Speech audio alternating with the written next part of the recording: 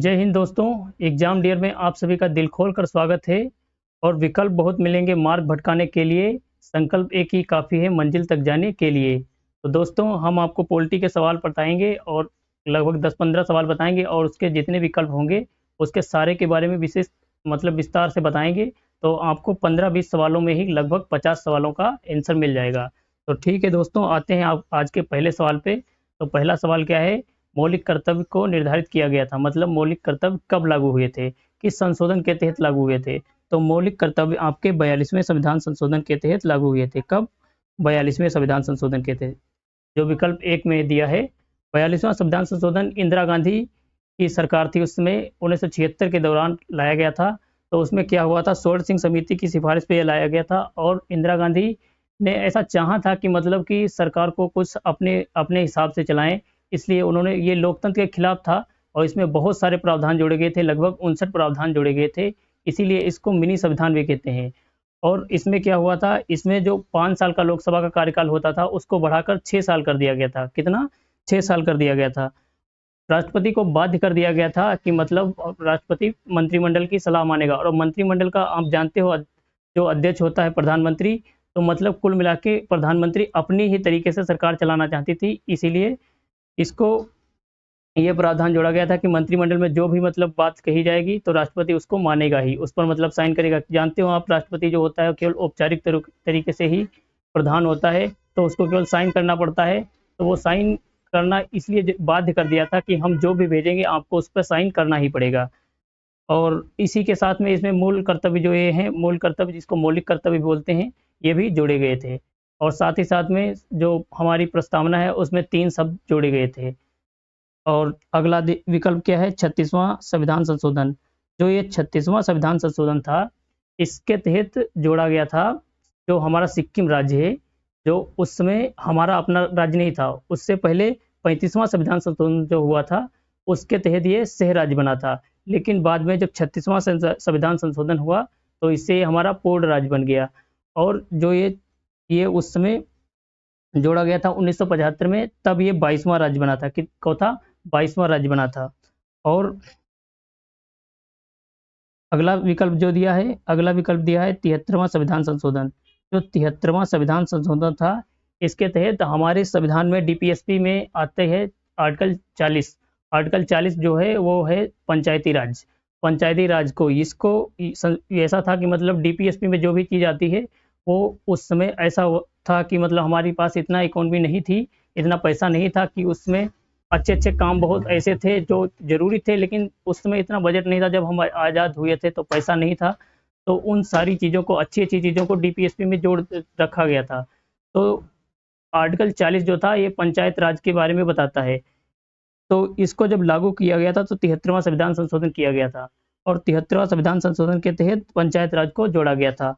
और ये अनुसूची 11 में इसके लिए अलग से अनुसूची बनी थी, अनुसूची 11। अनुसूची 11 में इसके सारे प्रावधान दिए गए हैं। और आपको हम बता दें, जो ये पंचायत राज है, पंचायती राज, पंचायत राज है, डॉक्टर भीमराव अंबेडकर इसके खिलाफ थे। इसीलिए नहीं चाहते थे कि ये जो हमारे छोटे छोटे गांव रहते हैं वहाँ पंचायत राज यानी प्रधान लोगों का काम रहे, क्योंकि उनके मन में ये डर था कि जो सरकार से आएगा पैसा वैसा, बजट आएगा, उसका ये अपने आप ही हड़प लेंगे। और जो कि वास्तविक में यही हो रहा है, आजकल ऐसा ही हो रहा है। गांव के जितने भी प्रधान लोग जनता को बहुत पट्टी पढ़ा के बेवकूफ़ बना लेते हैं और ढेर सारा पैसा लूटते रहते हैं। उनको पता नहीं रहता है किस चीज़ का पैसा निकाला गया, किस चीज़ का नहीं निकाला गया, अपने मन से ही काम करते रहते हैं। और गांव के लोग अभी इतना शिक्षित नहीं हुए हैं कि उनको ये पता रहे कि किस चीज़ का पैसा आया। वो भी गांव का लोग आज भी ऐसा है कि वो डरते रहते हैं, अपनी कोई भी बात प्रधान को डायरेक्ट नहीं बोलते हैं। आज भी वो जो प्रधान के साथ में रहेंगे उनके साथ माध्यम से ही अपनी बात प्रधान तक पहुंचाते हैं। तो ऐसे में यही डर था बाबा साहब को कि जब बजट आएगा तो जनता तक सीधे पैसा नहीं पहुंचेगा, इसीलिए ये इसके खिलाफ थे। लेकिन महात्मा गांधी इसके बहुत चाहते थे कि गांव में पंचायती राज हो। तो इसको उस समय डीपीएसपी में जोड़ा गया था आर्टिकल 40 में। तो बाद में 73वां संविधान संशोधन हुआ। जब 73वां संविधान संशोधन हुआ तब फिर इसको मेल अपने अनुसूची 11 में जोड़ दिया गया था। और 61वां संविधान संशोधन, जो ये 61वां संविधान संशोधन हुआ था, तो उस समय पहले 21 साल थी उम्र, जो वोट डालने की उम्र थी 21 साल, उसको घटाकर 21 से कर दिया गया था 18 साल। 21 वर्ष से घटाकर 18 वर्ष कर दिया गया था। आते हैं अगले सवाल पे। अगला सवाल देखिए, भारत में मुगल सम्राट के पद को समाप्त कर दिया गया था। मतलब भारत में मुगल सम्राट के पद को कब समाप्त कर दिया गया था? तो इसका पहला देखिए क्या है, पहला भारत शासन अधिनियम अधिनियम 1858। तो 1858 में ही इसको समाप्त कर दिया गया था, क्योंकि 1858 से पहले आती है 1857 की क्रांति, और उसमें ये अंग्रेज लोग बहुत मारे गए थे, मतलब बहुत पीटा था अंग्रेजों को हमारे यहाँ की। लेकिन हमारी अपनी ही कुछ असफलताएं रही थी। उसका मेन कारण यही था कि हम लोग आपस में ही उतना अच्छी तरीके से एकजुट नहीं हुए थे। सब जैसे जो जो सेना लड़ी थी उसमें जितनी भी मतलब राजा महाराजा मिल के लड़े थे, लड़े जरूर मिल के थे, लेकिन अपना अपना निजी कारण था उनका। इसीलिए हम इनको उसमें 1857 में नहीं भगा पाए थे, और हमारे ही अपने ही लोगों ने, मतलब सिंधिया जो था, सिंधिया लोगों ने इनका साथ भी दिया था। तो 1858 में उसके बाद में एक अधिनियम आता है, भारत शासन अधिनियम। तो उसके तहत फिर ये कंपनी, उससे पहले कंपनी का कब्जा होता है, कंपनी से छीन के राजा अपने अंडर में ले लेता है। तो फिर उसी दौरान ये मुगल का जो हमारा पद था ये भी समाप्त कर दिया गया था। 1858 में मुगल का ये था, ये भी समाप्त कर दिया गया था। और चार्टर 1813, जो चार्टर 1813 है, चार्टर 1813, इसके तहत क्या आता है? 1813 में चार्टर एक पारित होता है। उसके तहत होता है कि शिक्षा पे 1 लाख रुपया हर साल खर्च होगा, यानी कि 1 साल के लिए 1 लाख रुपया शिक्षा पे खर्च होगा। और जो ईसाई धर्म है उसके प्रचार प्रसार के लिए जो वहाँ के इंग्लैंड और ब्रिटेन के वो थे, उनको यहाँ बुलाया गया था, और यहाँ ईसाई धर्म की प्रचार भी करने के लिए कहा गया था। और और क्या हुआ था 1813 में? जो कंपनी था उसका, उसके जैसे पहले अधिकार था कि हर जगह में व्यापार करेगी, तो उसके अधिकारों को सीमित कर दिया गया था। केवल रह गया था हमारे यहाँ केवल चाय का कर सकता था, चाय का व्यापार कर सकता था, चाय का व्यापार। और चीन जो देश था वहाँ व्यापार कर सकता था, ये मतलब अकेले ही। बाकी कंपनियां वहाँ नहीं जा सकती थी। चीन में केवल ब्रिटिश जो थी, उसकी वो ईस्ट इंडिया कंपनी, वही व्यापार कर सकती थी। ठीक है। और 1833 का जो चार्टर अधिनियम था, इसमें क्या हुआ था? इसमें ये जो सीमांत किया गया था, थोड़ा थोड़ा मतलब चाय और चीनी बच रहा था, इसको भी पूरी तरीके से समाप्त कर दिया गया था। और भारत शासन अधिनियम 1919, इसको भारत शासन अधिनियम 1919 जो है, इसके तहत क्या हुआ था? महिलाओं को भी वोट डालने का अधिकार मिला था, और राज्यों में द्वैध शासन लागू हुआ था। अगला सवाल देखिए, स्वतंत्र भारत के पहले मंत्रिमंडल में शिक्षा मंत्री कौन थे? तो स्वतंत्र भारत था, उसके पहले शिक्षा मंत्री थे मौलाना अबुल कलाम आज़ाद। Option B. कौन? मौलाना अबुल कलाम आज़ाद। और डॉक्टर बी आर अम्बेडकर जो थे, ये थे विधि मतलब कानून मंत्री। विधि मंत्री बोल सकते हो या कानून मंत्री बोल सकते हो। सरदार वल्लभ भाई पटेल गृह मंत्री थे आपके।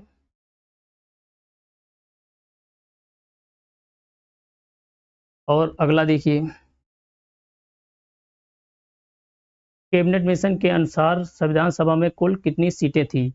जो कैबिनेट मिशन आया था 1946 में, जिसमें ये बोला गया था कि आप लोग अपने भारत के लिए मतलब संविधान बनाओ।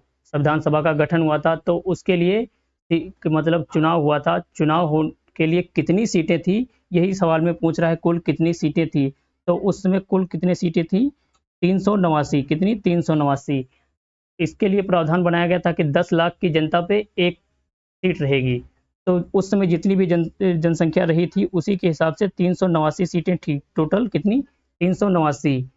और विकल्प सी में क्या दिया है? 73। जो 73 सीटें थी, ये 73 सीटें जो मुस्लिम लीग थी, मुस्लिम लीग ने जीत लिया था। 73 सीटों पे मुस्लिम लीग जीत गई थी, जिसका वो मेन था वो जिन्ना।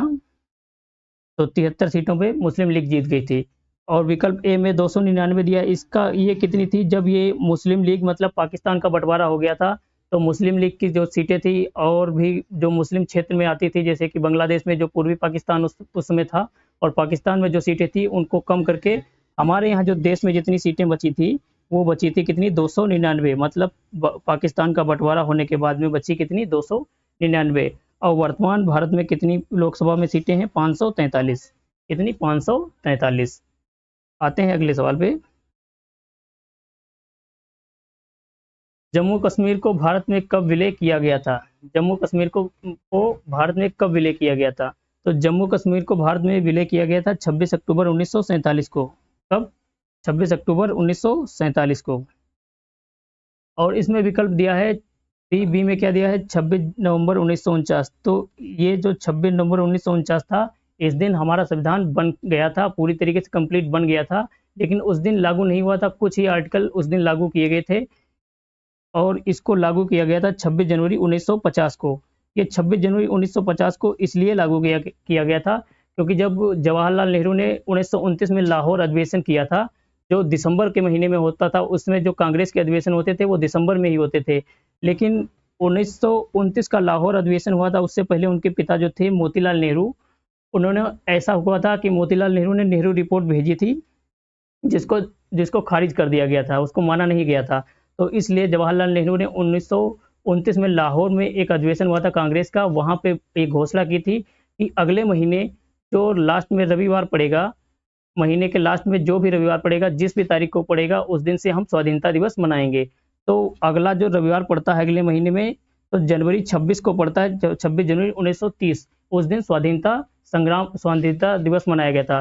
तो ये जो स्वाधीनता दिवस मनाते थे, ये लगातार हर साल मनाते थे। जब 26 जनवरी आती, 1930 में, 31 में, ऐसे करके धीरे धीरे मनाते आ रहे थे।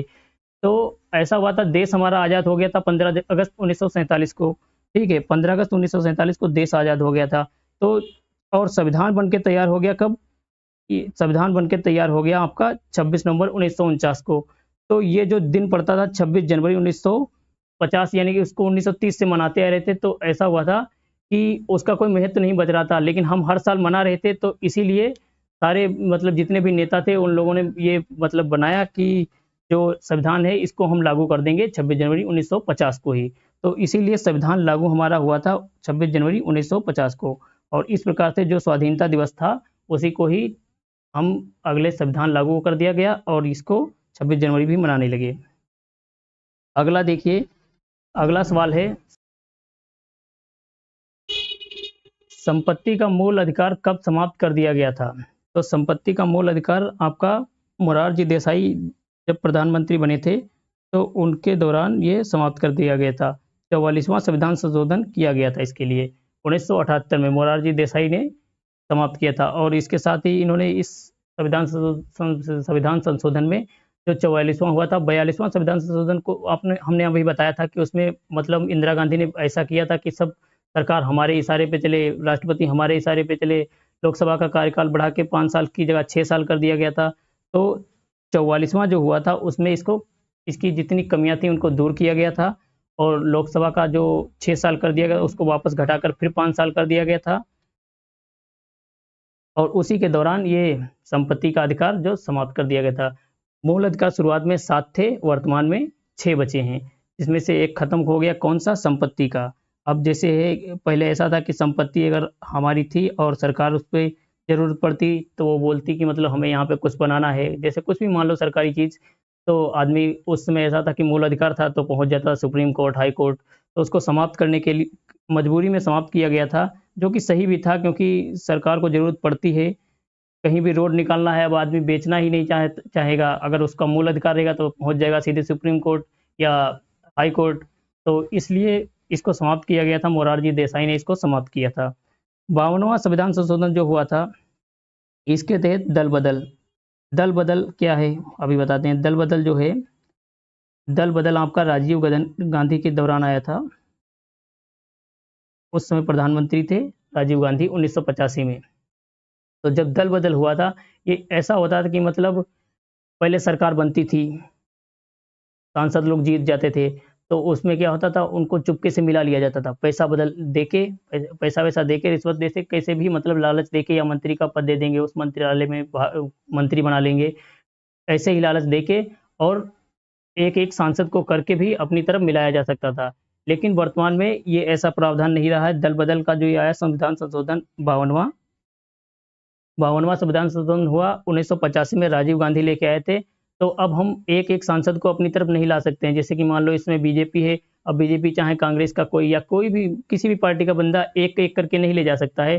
जीते हुए मतलब 4 में से 3 हिस्सा, 4 अगर सांसद टोटल जीते हैं तो 4 में से अगर 3 सांसद जिधर जाना चाहेंगे तो उधर जा सकते हैं। लेकिन अगर चाहो कि एक सांसद को मिला लें तो एक सांसद नहीं जा सकता है। ठीक है। और 35वां संविधान संशोधन जो 35वां हुआ था, इसके तहत सिक्किम सिक्किम जो हमारा राज्य है, सिक्किम, इसको सह राज्य बनाया गया था। सह राज्य का क्या मतलब होता है? सह राज्य का मतलब ये होता है, ये पहले अलग देश था एक, तो इसको बताया गया ये हमसे मिलना चाहता था, तो इसको पहले मिलाया गया। देखो आके हमारे यहाँ रह के, अगर आपको अच्छा लगे तो सही है। तो इसको 35वां संविधान संशोधन किया गया था और सह राज्य बनाया गया था।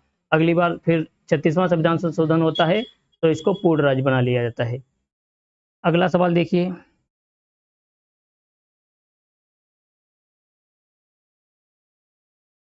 किसने संवैधानिक उपचार के अधिकार को संविधान की आत्मा कहा? जो संवैधानिक उपचार होता है, संवैधानिक उपचार आर्टिकल 32 में है, आर्टिकल 32 में है।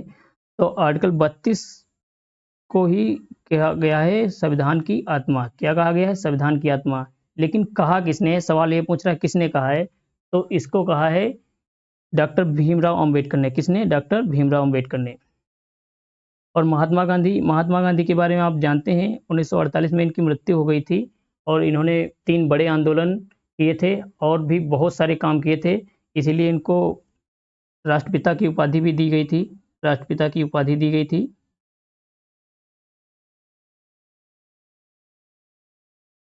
वल्लभ भाई पटेल जो थे, ये आपके गृह मंत्री थे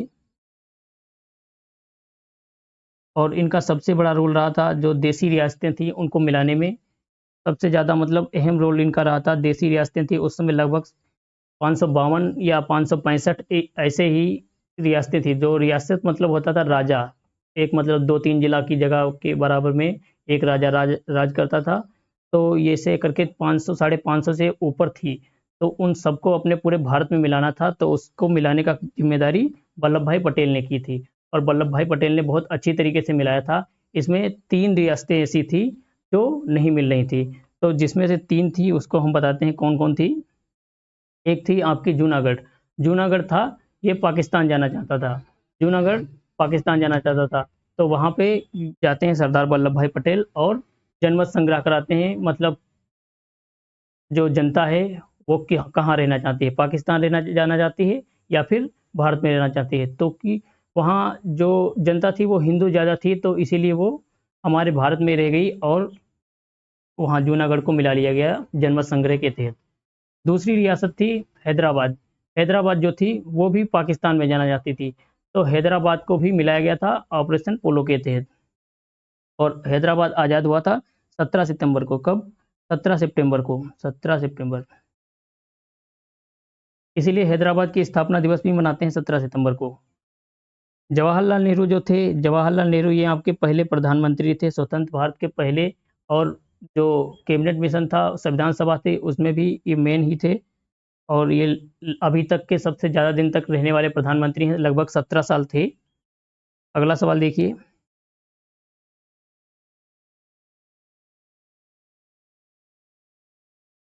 राष्ट्रपति का कार्यकाल किस अनुच्छेद से संबंधित है?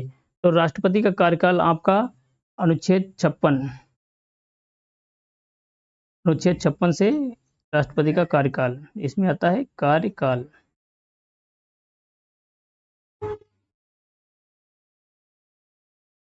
अनुच्छेद 56 में कार्यकाल आता है। और अनुच्छेद 57 जो है, इसके तहत क्या होता है? इसके तहत होता है कि राष्ट्रपति दोबारा निर्वाचित किया जा सकता है। कि मतलब एक बार रह चुका है तो अगली बार फिर निर्वाचित किया जा सकता है, दोबारा फिर तिबारा भी किया जा सकता है। इसका कोई प्रावधान नहीं है कि एक बार जीत गया तो दोबारा नहीं हो सकता है और 2 बार जीत गया तो नहीं हो सकता है। लेकिन अपने यहाँ ऐसा है कि जितनी बार रहना चाहे उतनी बार रह सकता है। लेकिन ये इतना उम्र में ही बनाए जाते हैं कि बाद में फिर 2 बार 3 बार बनना बड़ा मुश्किल रहता है। और अनुच्छेद 58, जो अनुच्छेद 58 है आपका, इसमें होता है राष्ट्रपति बनने की पहली योग्यता। क्या होता है? योग्यता। योग्यता में क्या होता है, 35 साल उम्र होना चाहिए, भारत का नागरिक होना चाहिए, पागल दिवालिया नहीं होना चाहिए। और अनुच्छेद 59 59 जो है 59 में दशाएं, दशाएं का मतलब होता है, दशाएं या शर्तें, इसका मतलब ये होता है नेगेटिव जाता है, मतलब पागल नहीं होना चाहिए, दिवालिया नहीं होना चाहिए, लाभ के पद पे नहीं होना चाहिए। लाभ का पद क्या होता है, सरकारी सरकारी जॉब नहीं होना चाहिए। जो सरकारी जॉब होती हैं वो लाभ का पद होती हैं, और जो नेता होते हैं ये लाभ के पद पे नहीं होते, ये हमारे सेवक होते हैं। अगला सवाल देखिए, राष्ट्रपति पर महाभियोग की चर्चा किस अनुच्छेद में है? तो महाभियोग, राष्ट्र जो महाभियोग शब्द है ये केवल राष्ट्रपति के लिए ही आता है। महाभियोग की चर्चा किस अनुच्छेद में है? तो महाभियोग की चर्चा किस अनुच्छेद में है? तो विकल्प 60 में क्या दिया है, अनुच्छेद 60। तो 60 में होता है शपथ। क्या होता है, शपथ होती है। तो शपथ होती है, राष्ट्रपति को शपथ कौन दिलाता है, राष्ट्रपति को शपथ दिलाता है सर्वोच्च न्यायालय का मुख्य न्यायाधीश। सर्वोच्च न्यायालय का मुख्य न्यायाधीश, मुख्य न्यायाधीश।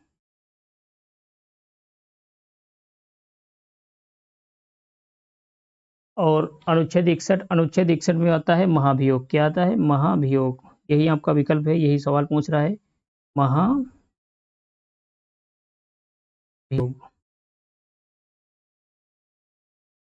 अनुच्छेद 62 में क्या होता है कि राष्ट्रपति का रिक्त स्थान, मतलब राष्ट्रपति का रिक्त स्थान रहता है, तो होता है कि इसका रिक्त स्थान नहीं होना चाहिए। जैसे ही राष्ट्रपति मरेगा या मर जाए वैसे हो सकता है, रिक्त हो सकता है, या अपना त्याग पत्र दे दिया, या उसमें महाभियोग लग गया। तो कई तरीके से, लगभग 5 तरीके से होता है। एक महाभियोग लग जाता है, कार्यकाल समाप्त हो जाए तब, और मृत्यु हो जाए तब, या निर्वाचन अवैध घोषित हो जाए तब। तो वो रिक्त स्थान, यहाँ पे क्या होता है, आर्टिकल 62 में रिक्त स्थान को करता है, रिक्त स्थान को पूर्त करता है उपराष्ट्रपति। जैसे ही ये हट जाएगा उसके तुरंत बाद ही उपराष्ट्रपति को ही कार्यवाहक राष्ट्रपति बना दिया जाता है। और जो 52 आपका अनुच्छेद है, 52 में ही होता है राष्ट्रपति का पद, राष्ट्रपति का पद।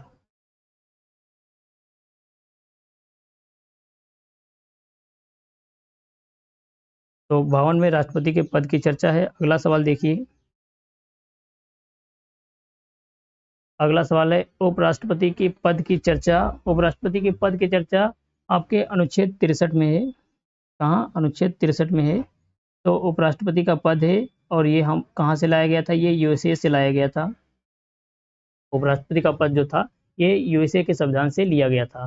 ठीक है, और आता है 64, अनुच्छेद 64। तो अनुच्छेद 64 क्या कहता है, अनुच्छेद 64 कहता है जो राष्ट्रपति उपराष्ट्रपति होगा वो राज्यसभा का सभापति होगा। क्या होगा, सभापति। कहाँ का, राज्यसभा का, राज्यसभा का सभापति।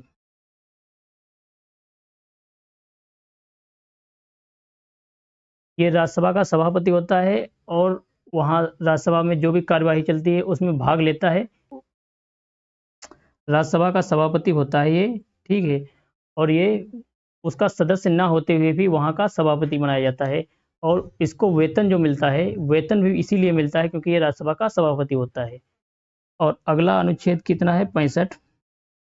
अनुच्छेद 65 में क्या होता है, अनुच्छेद 65 में होता है जो राष्ट्रपति, अभी आपको बताया था कि राष्ट्रपति किसी कारण, जैसे रिक्त, आर्टिकल 62 जो था जिसमें राष्ट्रपति का पद जब रिक्त रहता है तो वहाँ पे एक कार्यवाहक जो बनता है, कार्यवाहक राष्ट्रपति बना दिया जाता है, उपराष्ट्रपति को ही राष्ट्रपति के स्थान पे रख दिया जाता है। तो ये बात कही गई है अनुच्छेद 65 में। ठीक है, और अनुच्छेद 69 आपका शपथ, राष्ट्रपति की, उपराष्ट्रपति की शपथ, उपराष्ट्रपति की शपथ 69 में, और राष्ट्रपति की शपथ 60 में, राष्ट्रपति की शपथ 60 में। ठीक है, तो उपराष्ट्रपति को शपथ,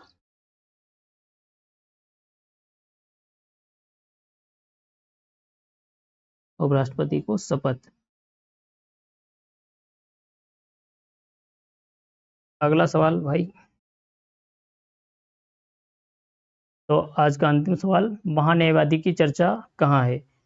महान्यायवादी, डॉक्टर भीमराव अंबेडकर ने कहा था हमारे पूरे संविधान में सबसे शक्तिशाली पद जो है तो वो है महान्यायवादी का। किसका, महान्यायवादी का। जो महान्यायवादी होता है ये सरकार का एक कानूनी मंत्री होता है, जो कानून का अच्छा जानकार होता है, वही होता है महान्यायवादी। और इसकी योग्यता इतनी होती है, सुप्रीम कोर्ट का जो जज होता है उसकी योग्यता के बराबर ही इसकी भी योग्यता होती है। तो ये आपका आर्टिकल 76 में है। आर्टिकल 76 में महान्यायवादी की चर्चा है। और कानून जैसे सरकार के खिलाफ किसी ने कोर्ट में केस कर दिया, तो सरकार की तरफ से जो भी केस लड़ता है वो महान्यायवादी ही होता है, उसी को महान्यायवादी कहते हैं। और आर्टिकल 76 में इसके पद की चर्चा की गई है। तो ये एक तरीके का वकील होता है और इसकी योग्यता हमने आपको बता दिया है कि सर्वोच्च न्यायालय के न्यायाधीश के बराबर होती है। अनुच्छेद 74 में क्या है? 74 में होता है कि राष्ट्रपति को सलाह देने के लिए एक मंत्रिपरिषद होगा और मंत्रिपरिषद का जो मेन अध्यक्ष होगा जो प्रधानमंत्री जी होते हैं। मंत्रिपरिषद की चर्चा की गई है आर्टिकल 76 में। मंत्रिपरिषद, और इसका प्रमुख होता है कौन? प्रधानमंत्री। यहाँ पे महान्यायवादी, 76 में महान्यायवादी। और अनुच्छेद 72 में क्या होता है? राष्ट्रपति को शक्तियां जो प्राप्त होती है उसमें से जो क्षमा शक्तियां होती हैं, क्षमा करने की शक्तियां, जैसे कि कोई सजा हो उसको क्षमा करने की शक्तियां जो हैं ये आपको आर्टिकल 72 में मिलती हैं। राष्ट्रपति चाहे तो मार्शल लॉ हो या फिर सिविल लॉ हो, ये हर तरीके की सजा को माफ कर सकता है। और इसके तहत आर्टिकल 72 के तहत ये क्षमा शक्तियां हैं, किसकी? राष्ट्रपति की क्षमा शक्तियां। तो ठीक है दोस्तों, आज का क्लास यहीं पे समाप्त होता है। मिलेंगे कल की क्लास में और धन्यवाद।